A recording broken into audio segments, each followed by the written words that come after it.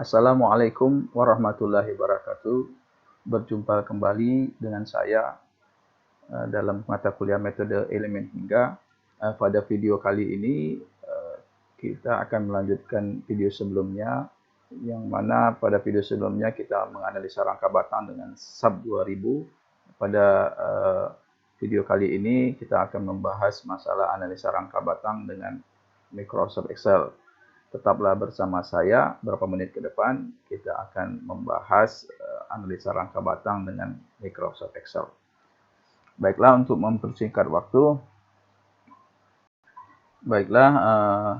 ini tampilan daripada Microsoft Excel, di mana di sini ada persoalan yang harus kita selesaikan, yaitu struktur rangka batang terus susun oleh 3 buah elemen batang 1, 2, 3 menggunakan besi hulu 100 kali 100 tebal 8 mili dengan beban terpusat sebesar P1 kN ke arah ke bawah pada nodal 1, di mana panjang elemen secara berurutan adalah L1 sebesar 2 meter, L2 2,5 meter, dan L3 1,5 meter. Ini kita bisa lihat tampilan daripada hulunya, segi 4. Nah, yang menjadi pertanyaan yaitu tentukan besar perpindahan pada nodal 1 dan 3. 2 yaitu tentukan reaksi peletakan pada nodal 2 dan 3. Merupakan tumbuhan sendi dan roll.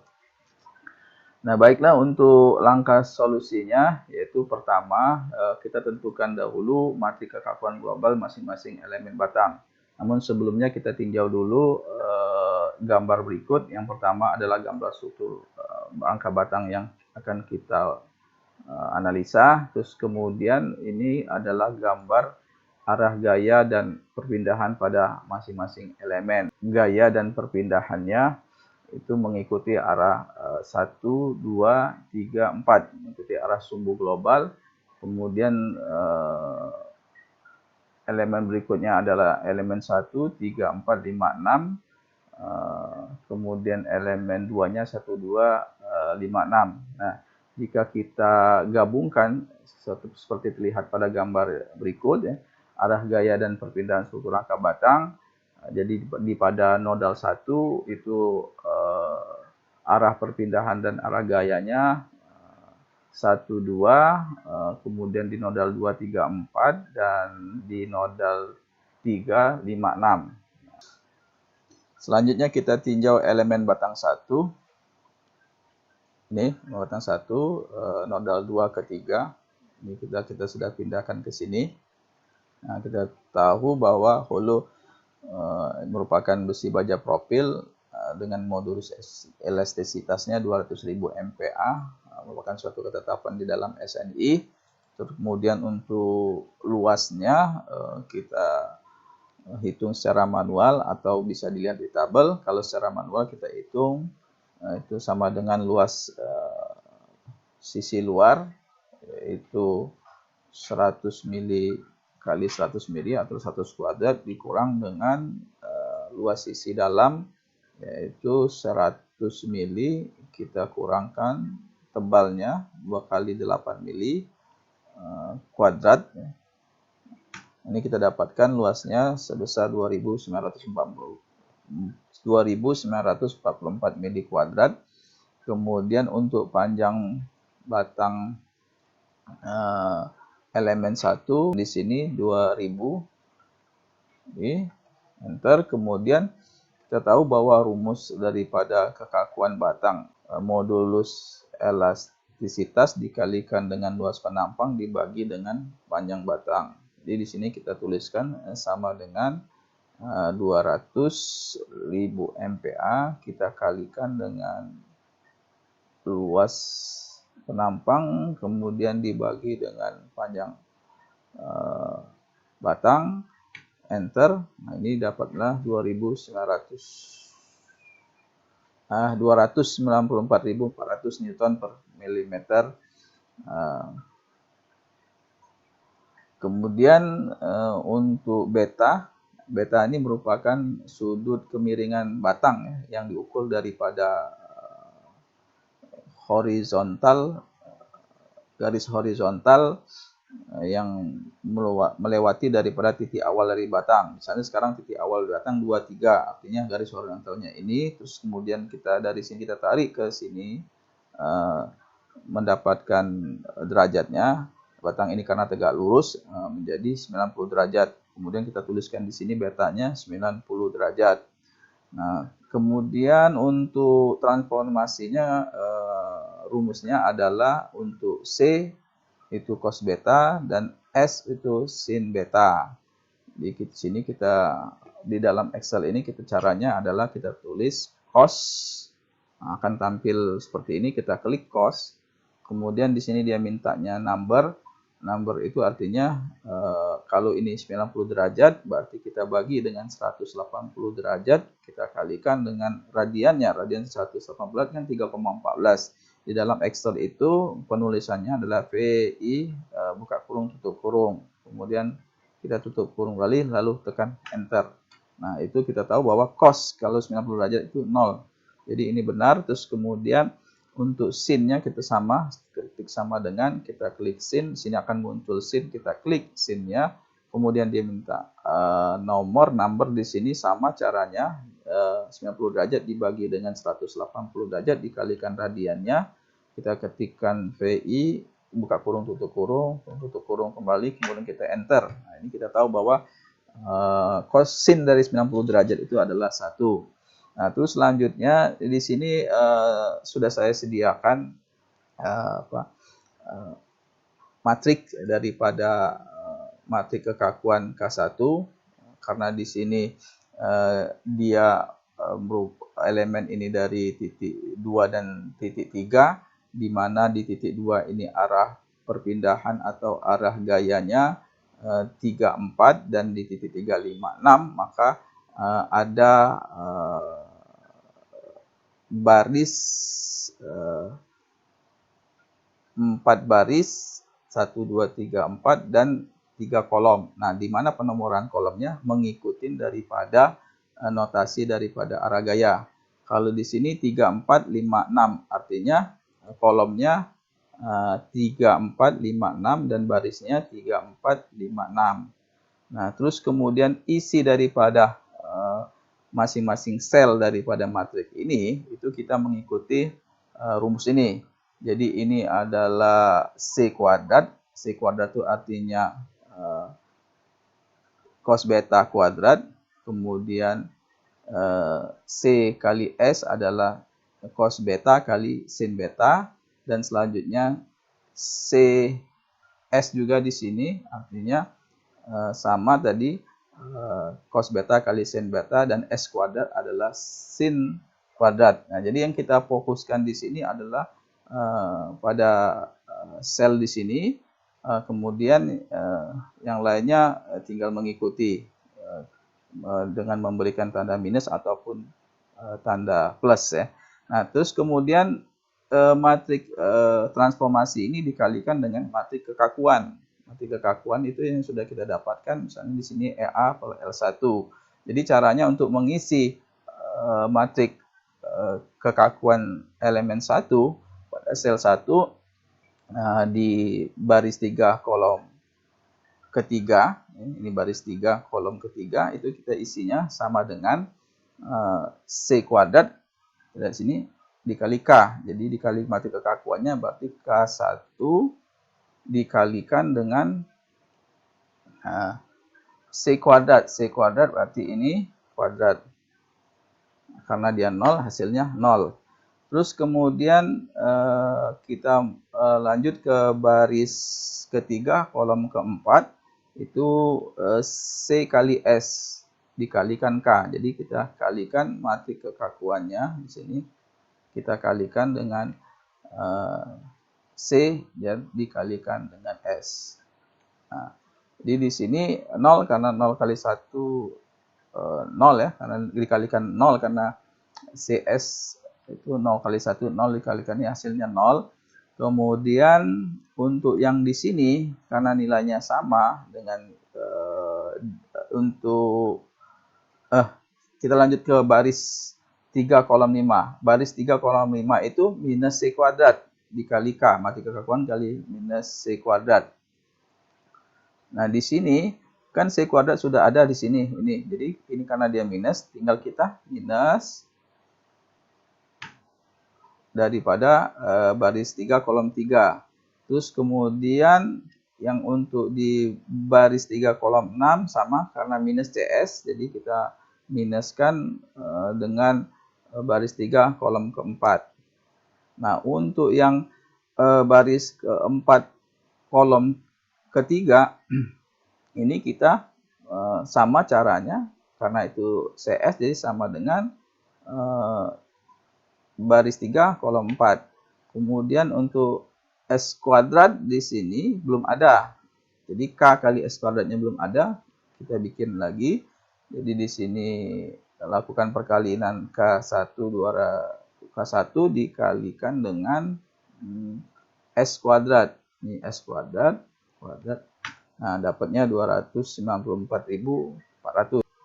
Kemudian untuk baris 4 kolom kelima, kita lihat di sini minus C kali S kalikan K. Jadi dia sama dengan yang ini. Jadi atau sama dengan ini. Jadi kita bikin saja di sini minus sama dengan. Nah, begitupun yang di baris keempat kolom 6, berarti minus CS kita samakan dengan baris 4 kolom 4 dengan dengan memberikan tanda minus. Terus selanjutnya untuk dengan cara yang sama, ya, minus C kuadrat berarti yang ini.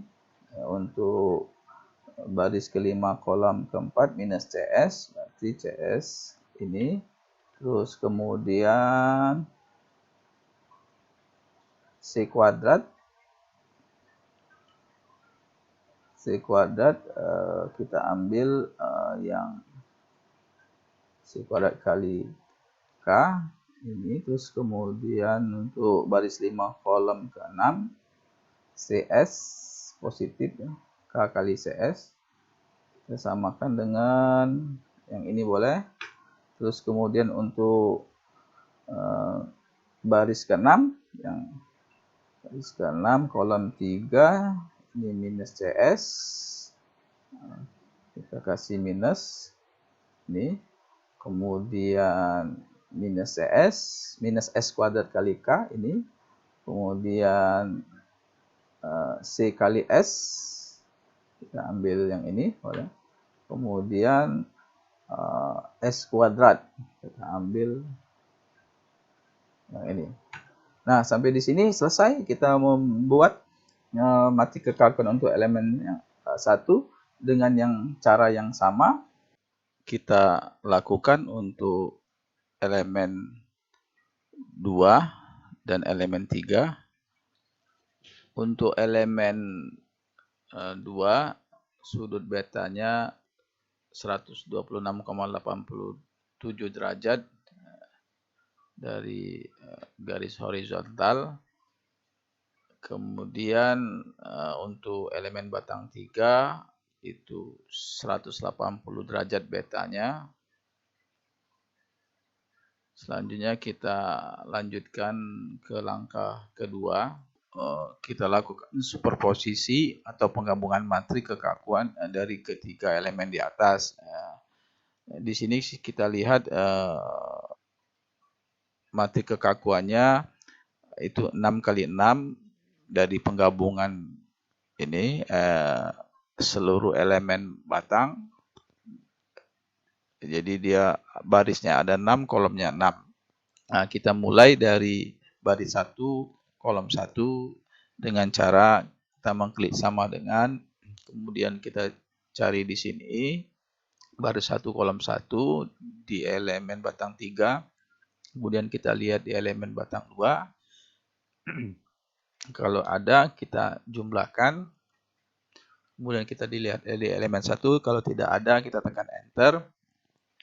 Kita lanjutkan baris 1 kolom 2, kita lihat di batang elemen 3 ada, di elemen batang 2 ada, kita tambah, kita klik plus ya, kemudian kita klik, terus kita lihat di elemen batang 1 tidak ada, kita tekan enter, lanjut ke baris 1 kolom 3, kita lihat di elemen batang 3 ini ada, lanjut ke elemen batang 2 tidak ada, kita elemen batang 1 tidak ada, kita tekan enter, lanjut ke baris 1 kolom 4, di sini ada di elemen batang 3, kemudian di elemen batang 2 tidak ada, di elemen batang 1 tidak ada, kita tekan enter, masuk ke baris 1 kolom 5, kita lihat di elemen batang 3 tidak ada, di elemen batang 2 ada, kemudian kita di elemen batang 1 tidak ada, kita tekan enter, kita lanjutkan ke baris 1 kolom 6, di elemen batang 3 tidak ada, di elemen batang 2 ada, terus kita lihat di elemen batang 1 tidak ada, kita tekan enter. Sampai di sini kita setelah menyelesaikan baris 1 kolom 1 sampai dengan baris 1 kolom 6. Nah, untuk selanjutnya dengan cara yang sama kita lakukan untuk baris kedua sampai dengan baris ke-6, kolom 1 sampai kolom 6. Nah, untuk itu untuk mempersingkat waktu, videonya akan saya percepat.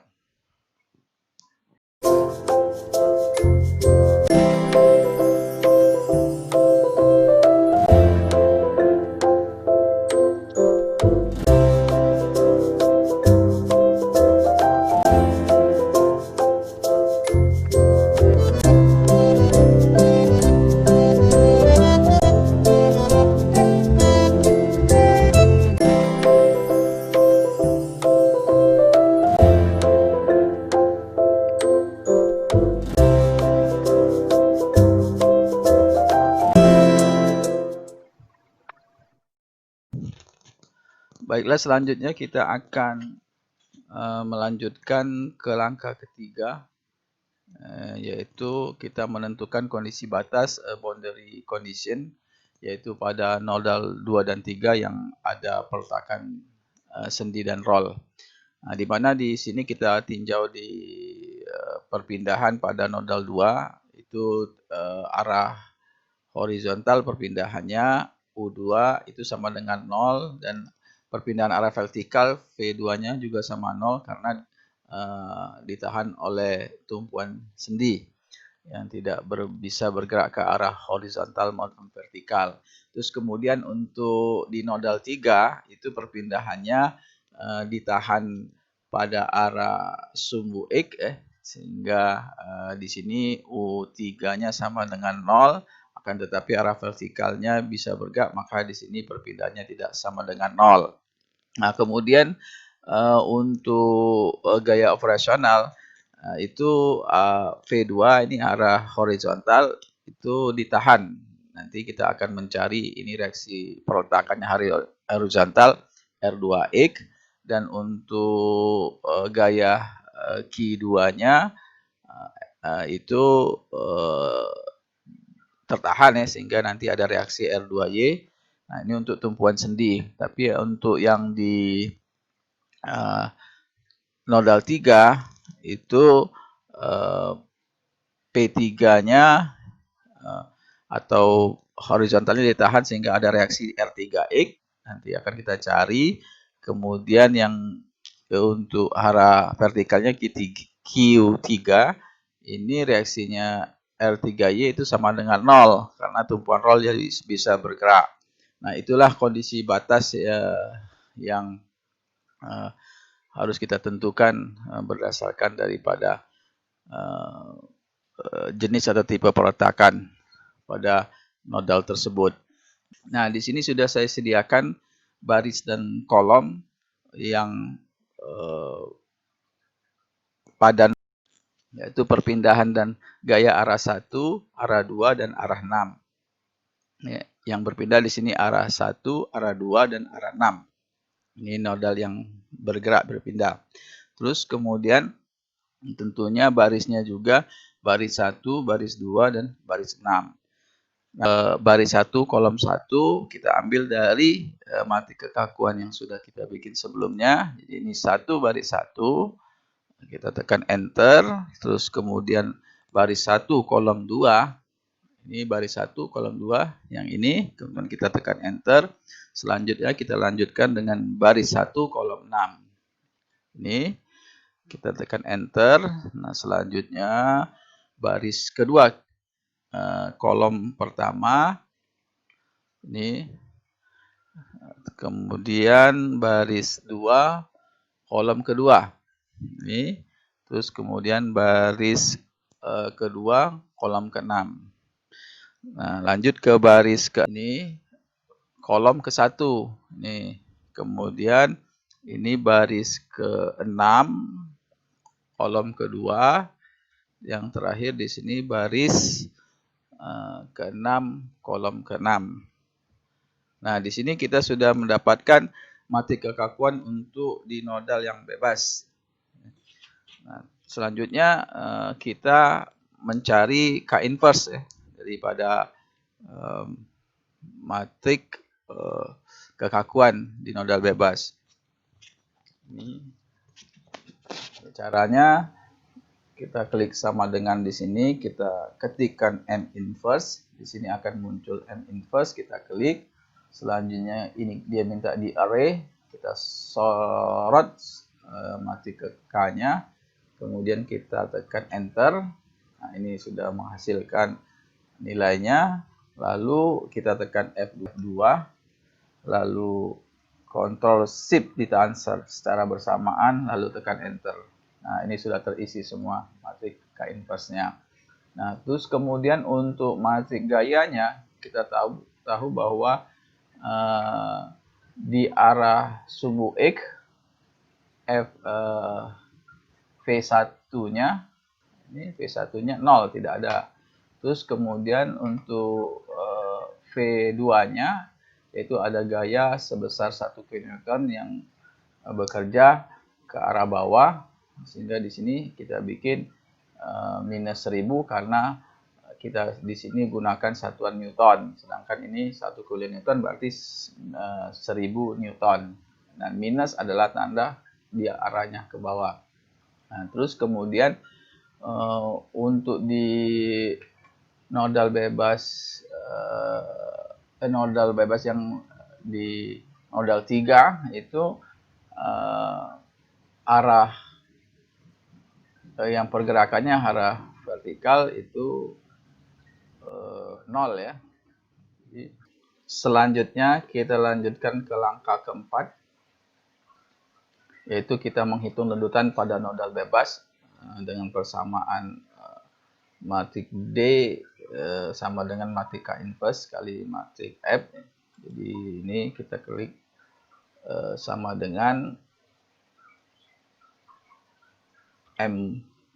MULT, kita ketikkan di sini, kemudian ini kita klik, kita array matrik K inverse, terus kemudian tekan titik 2, kita sorot matrik F-nya, lalu kita tekan enter, kemudian kita sorot matrik D-nya, tekan F2, lalu tahan Ctrl Shift, tekan enter. Ini kita sudah dapatkan matrik lendutannya. Selanjutnya kita lanjutkan ke langkah kelima, menghitung reaksi peletakan dan menggunakan persamaan matrik gaya global sama dengan matrik kekakuan dikalikan matrik perpindahan. Jadi di sini kita taruh ke D-nya, kita ambil dari perhitungan sebelumnya. Ini untuk perpindahan arah 1, kemudian perpindahan arah 2, kemudian untuk perpindahan arah 6-nya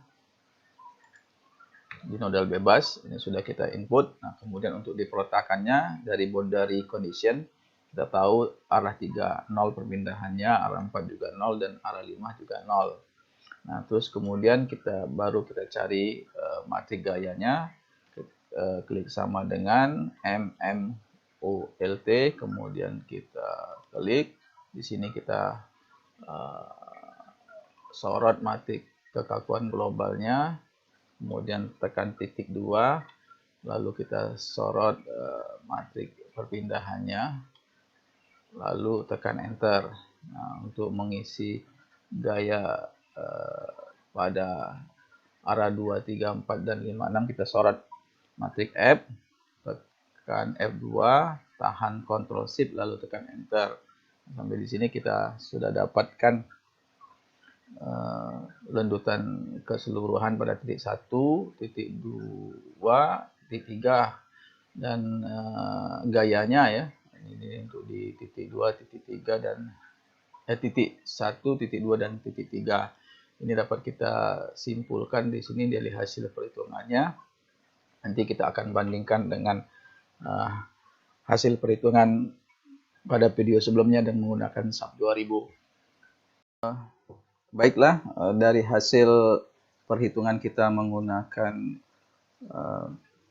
SAP 2000 dan Microsoft Excel, sekarang kita bandingkan hasil perhitungannya.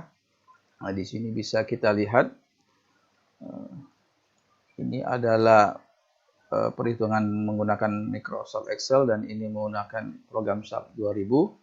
Dan kita bisa lihat di sini bahwa untuk perpindahan 1 itu selisihnya di sini sekitar 0,56%. Terus kemudian untuk perpindahan arah ketiga, ini arah 2, itu selisihnya 0,65%, dan untuk yang perpindahan ke arah 6 selisihnya 0,79%, jadi di bawah 1%. Terus kemudian untuk reaksi perletakannya itu selisihnya tidak ada, 0%, sama persis. Jadi ini jadi hasilnya valid, artinya apa yang kita lakukan dengan menggunakan program Excel itu sudah benar dan cukup baik ya, karena selisihnya di bawah 1%, dan ini adalah gambar hasil analisa lendutannya. Jadi lendutannya arah ke bawah dan ke kiri, dan untuk yang di nodal 3 juga berpindahnya ke bawah, dan tidak, karena ditahan ada sendi, ada roll di sini, kemudian tertahan ke arah horizontal, dan ini adalah reaksi peletakannya. Nah, sampai di sini penjelasan mengenai analisa struktur rangka batang sederhana saya cukupkan sampai di sini. Nanti akan saya lanjutkan dengan pembahasan selanjutnya. Terima kasih. Assalamualaikum warahmatullahi wabarakatuh. Ketemu pada video berikutnya.